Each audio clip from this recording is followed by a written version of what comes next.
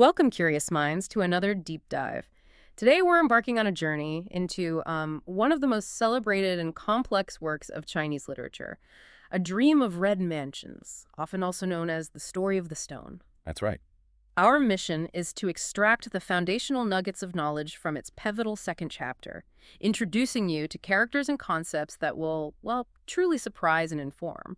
If you've never encountered this epic, think of this as your exclusive shortcut, really, to understanding its vibrant, intricate world without needing any prior knowledge. It's a real privilege to guide you through this material. This deep dive will not only introduce you to key players, but also begin to unravel the fascinating blend of realism, philosophy, and quite literally the threads of destiny that make this book so enduring. We'll quickly see how individual fortunes are spun by the most unexpected of chances. So let's unpack this. Our story opens not with, grand pronouncements, but with a seemingly small-time encounter. We meet a father-in-law named Feng Su dealing with some rather unwelcome visitors. Imagine local enforcers, what the book calls yamen runners, showing up at your door demanding answers. Yeah, it sounds quite chaotic. It does, almost comedic in a way. Yeah. But what exactly are they looking for? Well, the Yamen runners are looking for Feng Su's son-in-law, Zhen Shiyin. He has, rather inconveniently for the family, become a Taoist monk and just disappeared. Ah, okay. But what's truly fascinating here is how this seemingly minor incident quickly reintroduces us to a major character. Jia Yucun, the new magistrate for the district. Right. And he's not just any official, he's actually an old acquaintance of Shiyin's.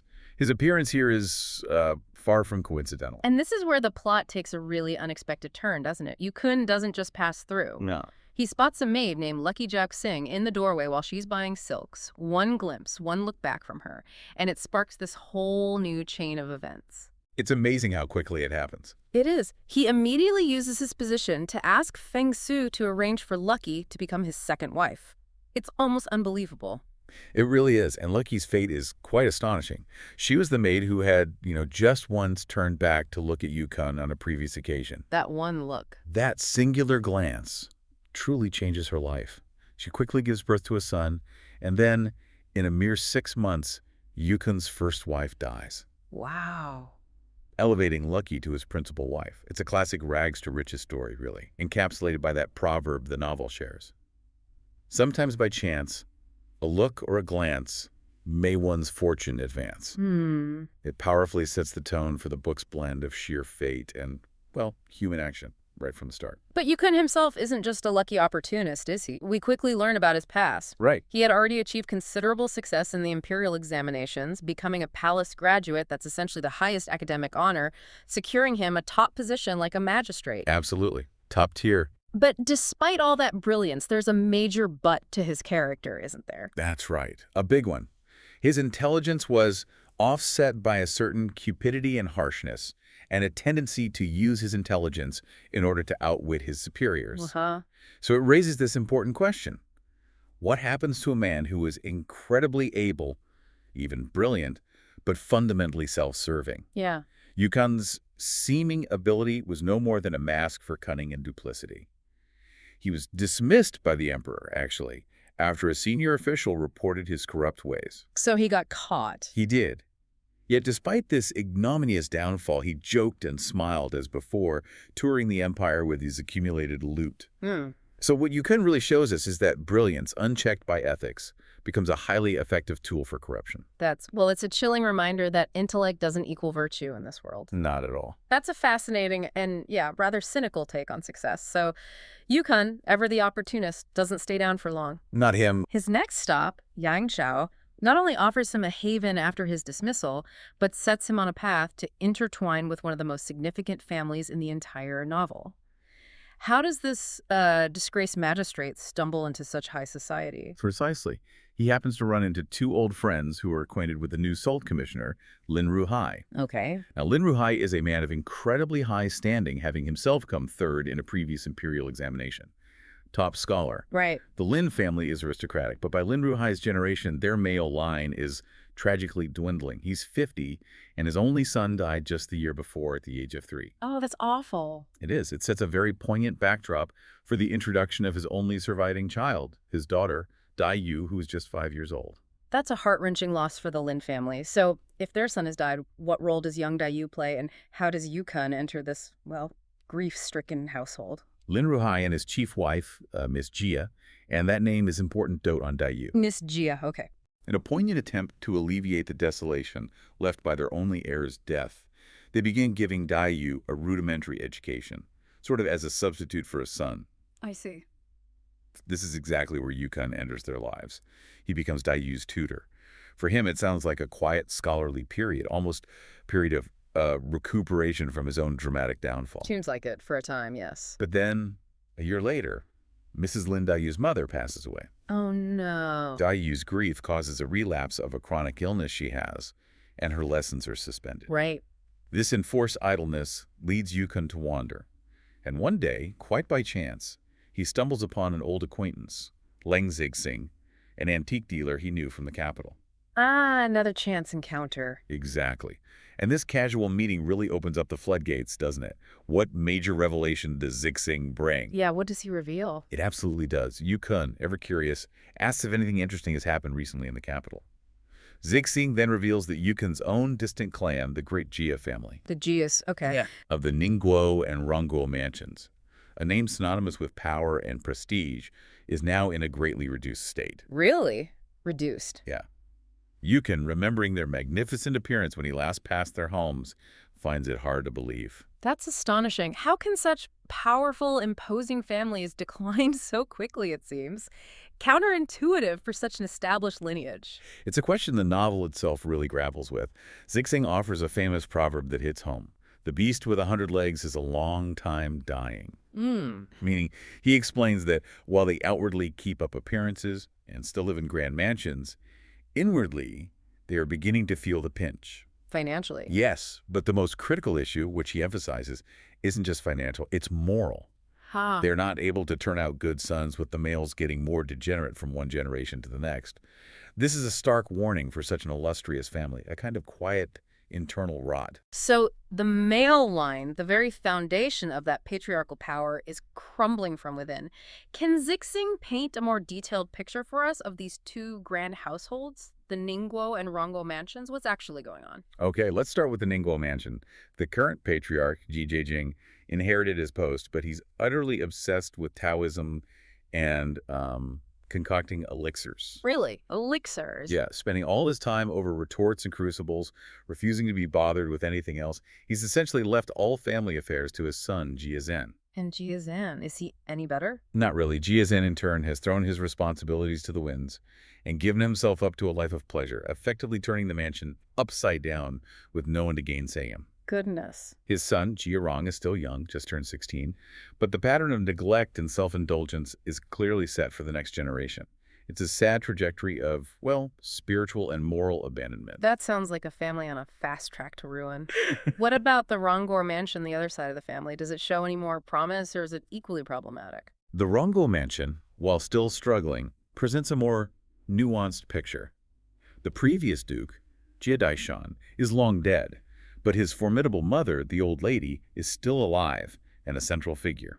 The matriarch. Exactly. Jia Shi, the elder son, inherited his post, but is described as a very middling sort of person who doesn't actively manage the family. Okay. However, then there's Jia Zheng, the second son. He's different. He's upright and studious, having been mad keen on study ever since he was a lad, and was even appointed to a government post, an undersecretary, by the emperor himself. Ah, so there's some integrity there. There is, yes. And it's through Jia Zheng's family that we encounter some of the most remarkable characters, isn't it? Absolutely. His eldest daughter, Yuan, born on New Year's Day, is chosen for her exceptional virtue and cleverness to be a lady secretary in the imperial palace. That sounds like a very high honor, signaling some continued family influence. It absolutely is a huge deal. But the real surprise here is Jia Zheng's youngest son, Bao Yu. The famous Bao Yu. Yes.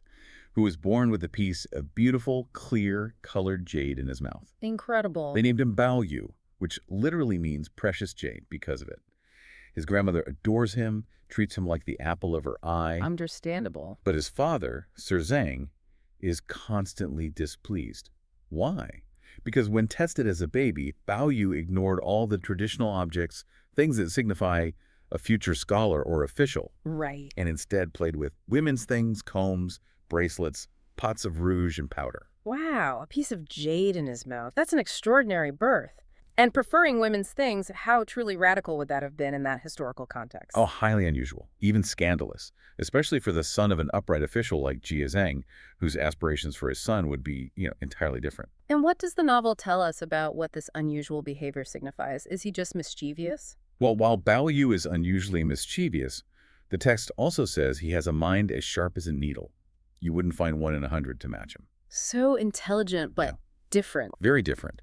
He famously says, "Girls are made of water and boys are made of mud. When I am with girls, I feel fresh and clean, but when I'm with boys, I feel stupid and nasty." What a line. Isn't it? Sixing, the antique dealer, just laughs it off and predicts he'll be a lady killer. But it hints at something much deeper. Indeed, it sounds like far more than just a preference. And Yucun, the former magistrate we discussed, he has a deeper, almost mystical interpretation, right? He does. He brings out this theory of cosmic humors to explain someone like Bao Yu. What's his grand theory here? What's fascinating here is Yukun's explanation. He says most people are a mix of good and evil humors, but individuals like Bao Yu are born from a rare clash. A clash. A clash of pure, quintessential humor and cruel, perverse humor. This cosmic interaction creates someone who is superior to all the rest in sharpness and intelligence, yet also inferior in perversity, wrongheadedness, and eccentricity. So brilliant but eccentric. Exactly. They become great lovers, literary rebels, or even famous heterae, highly cultivated courtesans or actresses, but never servile or common. This elevates Bao Yu's perceived sort of rake nature to something destined and extraordinary, a product of cosmic forces. It marks him as fundamentally different from the ordinary. That's quite a theory. And to prove his point, Yukon mentions a very similar student he once tutored in the Zhen family in Nanking, also named Bao Yu. Yes, it's uncanny. This other boy had the same quirks, needing two girls to study with him, revering the word girl, and even yelling girls to ease pain during beatings. That's an almost unbelievable parallel anecdote, isn't it? It truly is. This connection to the Zhen family, who are old and close relatives of the Jias, powerfully reinforces the idea of this unique type of individual, almost like a predetermined destiny for such characters. Right. And it brings us back to a recurring pattern. Yukon notes that despite the Zhen Bao Yu's quirks, the girls in that family are all exceptionally good. And this rings true for the Jia family girls, too. It provides such a stark contrast to the degenerate male line we heard about earlier. Absolutely. Beyond Yuan Chun in the palace, we hear about Yin Chun, Tan Chun, and Shi Chun, who is actually Jia Zhen's full biological sister from the Ningguo mansion, surprisingly. That's right, living over the Rongguo house. They are all described as studying well under the watchful eye of old lady Jia. And here's a surprising connection tying things back. Daiyu's mother, Lin Ruhai's late wife, Yes. was actually Jia Min, full biological sister to Sir She and Sir Zheng. Ah, there's the link. Exactly. This explains Daiyu's habit of mispronouncing or omitting strokes from the character for mine. It's a sign of respect, avoiding tabooing her deceased mother's name. Indeed. And that subtle detail about language, it just hints at the deeper cultural nuances embedded within the text, showing how even small acts of respect hold great weight. Definitely. And finally, we learn about Jia Lian, Jia, Xi's son. He holds a purchased official rank, but isn't keen on formal duties. Another one not pulling his weight. Well, he's described as having a great gift to the gab and helps manage family affairs. But his wife, she's the real standout. Oh, who's she? Lady Wang's niece. Yeah. Her name is Wang Kufeng, though we mostly just know her connection here. She's not only a very handsome young woman, she also has a very ready tongue and a very good head. More than a match for most men. Oh. The text specifically says she has truly put him into the shade. So she's running things behind the scenes. Effectively, yes. Yeah. This reinforces a powerful recurring motif we see emerge just from this chapter. The striking strength and capability of the women contrasted with the declining abilities and, frankly, the moral fiber of many of the men in these grand households. What an incredible first glimpse into this world. From the rise of an opportunistic official through, a chance encounter to the surprising fate of a maid. And then the deep dive into the complex, often degenerate, but sometimes divinely gifted Jia family.